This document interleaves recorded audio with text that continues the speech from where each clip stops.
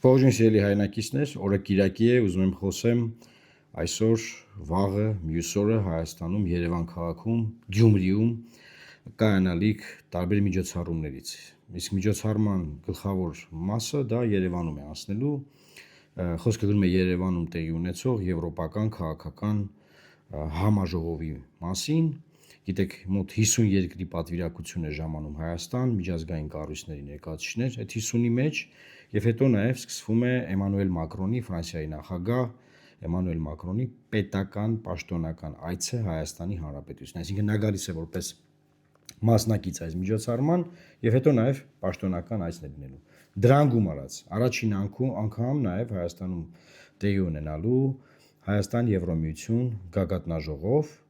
եւ ուզում եմ դրա մասին նաեւ խոսենք, հետո նաեւ Ֆրանսիայի նախագահի այցի մասին։ Մի հատ լսենք։ Առաջիկա 3 շաբթի Երևանում կանալիք Հայաստան Եվրամիություն առաջին գագաթնաժողովի ավարտին կողմերը կհայտարարեն հարաբերություններն ամրապնդելու պատրաստակամության մասին, չանդրադառնալով սակայն Եվրամիությանը Հայաստանի հնարավոր անդամակցության հարցին։ Ազատության դրամատրության տակ է հավաքի ավարտին ընդունվելիք համատեղ հայտարարության նախագիծը, որտեղ միայն նշվում է, թե Եվրամիությունը վերահաստատում է իր անսասան հանձնառությունը ամրապնդելու հարաբերությունները Հայաստանի հետ եւ աջակցելու Հայաստանի դիմադրողականությանը, բարեփոխումների օրակարգին եւ երկարաժամկետ զարգացմանը Հայաստանը ավելի մոտեցնելով Եվրամիությանը։ Թե մոտ 3 տարի առաջ վարչապետ Փաշինյանը Եվրախորհրդանում հայտարարել էր, թե Հայաստանը պատրաստ է միությանը մոտ լինել այնքան, որքան Բրյուսելը դա հնարավոր կհամարի, խորհրդարանն էլ անցած տարի օրենք էր ընդունել Եվրամիության անդամակցության գործընթացի մեկնարկի մասին, Հայաստան եկող եվրոպացի առաջնորդները չեն պատրաստվում հավաքի ավարտին որևէ պարտավորություն ստանձնել այս ուղղությամբ։ Փոխարենը ակնկալվում է, որ Բրյուսելը կհայտարարի Հայաստանի համար առանցքային վիզաների ազատականացման հարցում նշանակալի առաջընթացի մասին։ Սա նախատեսված մի քանի փուլերից առաջինն է եւ ակնկալվում է, որ այս տեմպերով բարեփոխումներ կատարելու դեպքում Հայաստանի քաղաքացիները 3-4 տարի անց այս տասնամյակի ավարտին կկարողանան առանց վիզաների այցելել Շենգենյան գոտի։ Փաստաթղթում հիշատակում չկա նաեւ Հայաստանին նոր ֆինանսական աջակցություն տրամադրելու հնարավորության մասին։ Հողում է կատարվում միայն նախկինում հայտարարված 270 միլիոն եվրոին եւ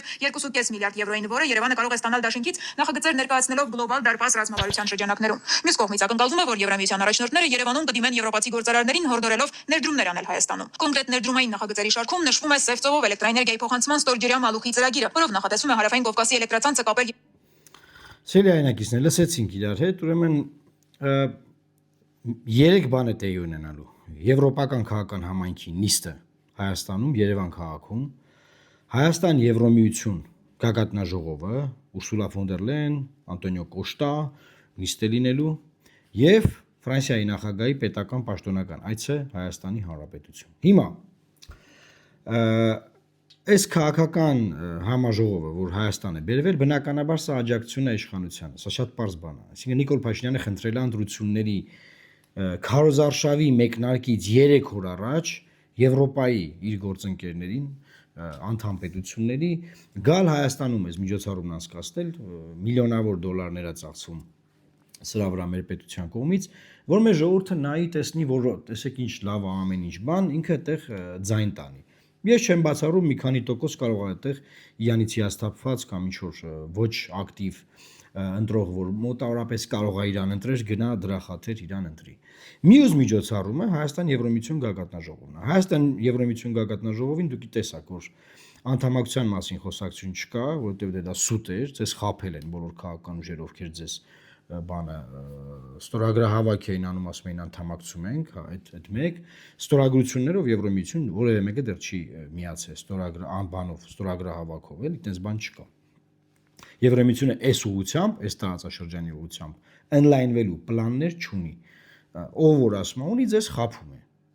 Միայն ձեզ չեն խափում, այս ալիքում։ Ոնց ձեզ անկեղծ ասում են։ Հիմա տեղի ունենալու այդ միջոցառումը, այսինքն վիզաների ազատականացումը 3-ից 4 տարի, դեռ 3-4 տարի կա, որ Հայաստանը պետք է ռեֆորմներ անի։ Ես ձեզ անկեղծ ասեմ, այս ռեֆորմները Հայաստանը կարող էր անել 21-ից մինչև 25 թիվը, այսօր վիզաների ազատականացման հարցը դրված ներ սեղանին։ Չի արել, որովհետև չկա պոտենցիալ ռեֆորմներ անելու, չկա քաղաքական կամք ռեֆորմներ անելու։ Կա ուղղակի պոտենցիալ Հավայի խոսալու, առավոտի ծիրիգու, պրոստը Հավայի խոսալու պոտենցիալ կա, գնա գալիս եմ, տես պոտենցիալ կա։ Բայց եւս 3-4 տարի Հայաստանը պետքա տքնի, տարապի այդ ռեֆորմների վրա, որից հետո պետքա քաղաքական որոշում կայացվի, ԵՄ անդամ ցանկացած երկիր, այլ Շենգենյան գոտու,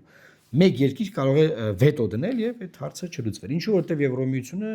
Շենգենի պետությունները չեն ուզում նոր Շենգենյան գոտու դուր բացել նոր պետության համար։ Այնա Վրաստանի դեմ դուր ուզում են փակեն։ Այսինքն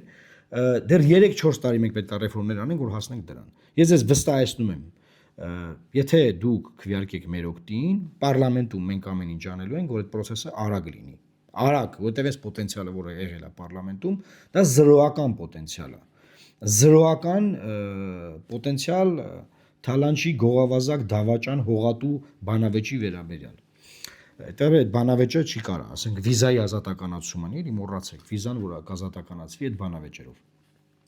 Հաջորդ հարցը ֆինանսական աջակցություն եւս չկա, բայց լինելու է քաղաքական աջակցություն, որ Նիկոլ ջան, դու ընտրվի, դու վերջն ես, բան, դու հզոր ես, դու քեզ ենք եկել օգնենք, բան, դա միտքը, այս ամբողջ միջոցառման։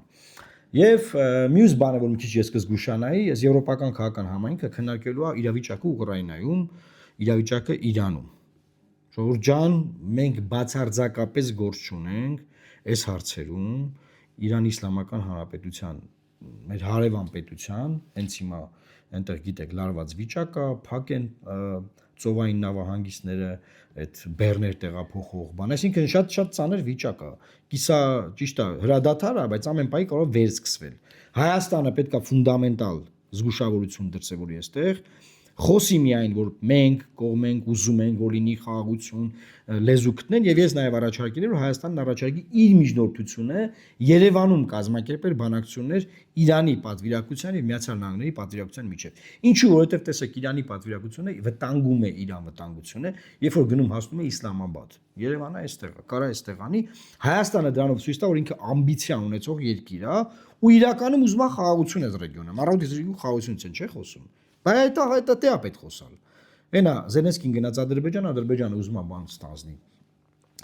Ռուսաստանի եւ Ուկրաինայի միջեւ որոշակի դեր խաղաբան։ Հայաստանը ամբիցիա չունի։ Չկա զրո ամբիցիա։ Բացի ուտել խմելը այս իշխանությունը,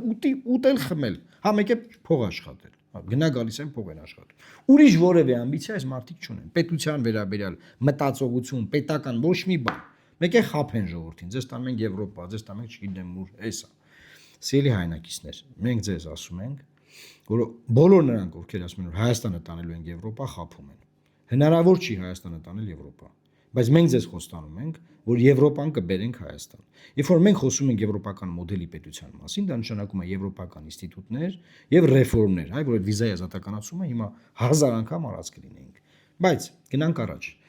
Ֆրանսիայի նախագահ Էմանուել Մակրոնին եմ ուզում անդրադառնամ։ Հայաստանում բավականին ատելություն կա քարոզված, նաև ընդդիմադիր ուժերի կողմից, ընդդիմադիր մամուլի, որ Մակրոնը Ղարաբաղը հանձնեց, ծախեց, դավաճանեց հայ ժողովրդին, բանսենց, ինչ որ զզվելի բաներ։ Ես անձամբ գիտեմ, այդ մարդը ինչեր ունի արած մեր երկրի համար։ Նաև Արցախի հիմնախնդրի վերաբերյալ։ Եթե մեկը կա, որ պետք է մեղադրել միայն մեզ, Հայաստանի իշխանությանը, Հայաստանին, Հայաստանի ժողովրդին, Հայաստանին, ուրիշ ոչ մի տեղ մեղավոր մարդ մի փնտրեք։ Մի ձեր խնդիրները տարեք գցեք նրա գրպանը։ Ջեբը են որ ասում են։ Մի արեք տենց բան։ Ուրեմն 20 թվականի պատերազմը երբ որ սկսվել էր, Մակրոնը անդադար զանգում էր Պուտինին ու Տրամպին, Տրամպը քարոզարշավի մեջ էր։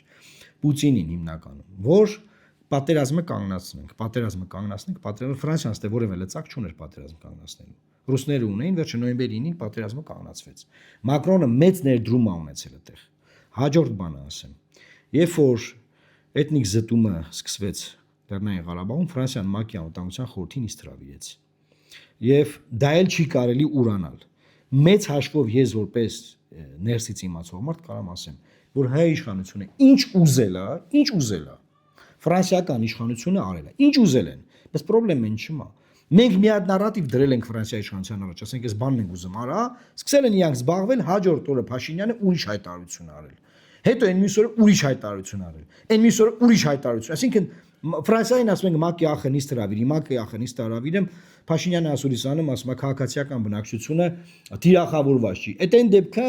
դեպքում, սիրելի հայրենակիցներ, որ Ֆրանսիան ՄԱԿ-ի անվտանգության նիստ հրավիրեմ, խստորեն դատապարտեմ խաղաղ բնակչության վրա հարձակումները։ Պատկերացնում եք, ասենք անդադար պաստավկա են կարել մեր միջազգային գործընկերներին, բայց Հայաստանում թողել որ քննարկվի, շրջանառվի մի հատ բան ուրացողական արշավ, ասենք մեր գործընկերների դեմ։ Հիմա այդ գալով պետք է Մակրոնին ամենաբարձր մակարդակով ընդունել, մյուս տարի Ֆրանսիան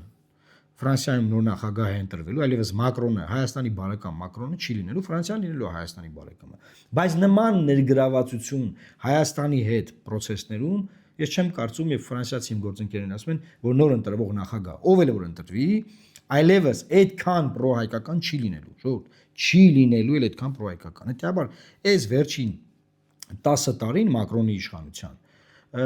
կորսված տարիներն են իմաստով, որ մենք Ֆրանսիայի հետ գիտեք ինչեր կարայինք անենք։ Դուք չեք պատկերացնում, թե ինչեր կարայինք անենք։ Ոչ թե պետք էր գնալ Ալիևի հետ խաղաղության պայմանագրի տեքստը նախաստորագրել այն կետերով, որ երրորդ երկրների ուժեր չեն կարող լինեն Հայաստան-Ադրբեջան սահմանին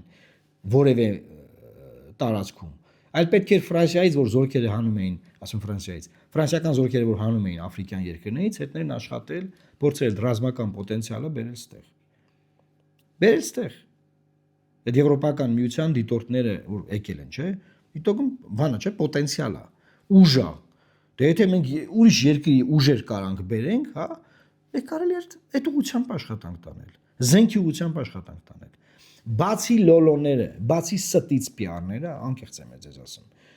ոչ մի բան չի արվել։ Ամփոփելով ուզում եմ ասեմ, Հայաստան-Ֆրանսիա համագործակցությունում, ասենք ունեցել ենք 100% պոտենցիալ, ասենք 100%-ի պոտենցիալից օգտագործվել է 17%-ը։ Այս իմ գնահատականն է։ Այն մնացածը չի օգտագործվել։ Ինչի՞, հետևողականություն չի եղել, նորմալ թեմով զբաղվողներ չեն եղել, թեմայի զբաղվելու վրա շեշտը դրվել է PR-ի վրա։ PR, նկարվենք, բան շուխուր անենք, զոր սաղ լավ է, բան ուժեղ ենք, հզոր, բան, տենց։ Ֆունդամենտալ բաց թողնված չանց ասա։ Ու ես ձեզ ասում եմ, քվեարկելով Լուսավոր Հայաստան կուսակցության օգտին, դուք նաև քվեարկում եք Հայաստան-Ֆրանսիա բովանդակային համագործակցության օգտին, որտեղ ես գիտեմ, եւ մեր թիմը գիտի, եւ ին Ֆրանսիայում գտնվող գործընկերները պատրաստ են ամեն ինչ անել, որ այդ գործընկերությունը PR-ից վերածվի բովանդակային համագործակցության։ Ու դադարեցրեք այս ապուշ քննարկումները Մակրոնի դեմ, որ մտամ բանը Մակրոնը Ֆրանսիան Մակրոնը Պրագայում բան Ղարաբաղը հանձնին։ Սա հանձնին։ Ռուսները հանձնին, Ղարաբաղը հանձնին, Ֆրանսիան հանձնեց, Ամերիկան, սա հանձնեցին։ Բայց հայերը ոչ մի մեղք չունեն։ Հայերը դե որևէ մեղավորություն չունեն, ասում ենք, մենք ինչ մեղք ունենք։ Սա աշխարհը մեղավոր է, հայերի սա խնդիրների մեջ սա աշխարհը մեղավոր է։ Սա, բացի հենց իրանք հայերը, բացի հենց մենք լավ, ասենց ասեմ, որ չասեմ, բանով առանձնացնում եմ։ Ես նաև այս եթերը օգտագործեցի, որ հայ-ֆրանսիական հարաբերությունները եւ անձամբ Էմանուել Մակրոնի դերի մասին խոսեմ։ Ես վստահ եմ, որ հայ-ֆրանսիական հարաբերությունները կարողանալու են բովանդակային իմաստով զարգացնել եւ չթողնել այս PR-ի մակարդակը։ Եվ հույս ունեմ, որ բարձր մակարդակով բնականաբար կընդունենք Ֆրանսիայի Հանրապետության նախագահին։ Տարածեք, լավ մնացեք, Աստված պահապան Հայաստանի Հանրապետությանը։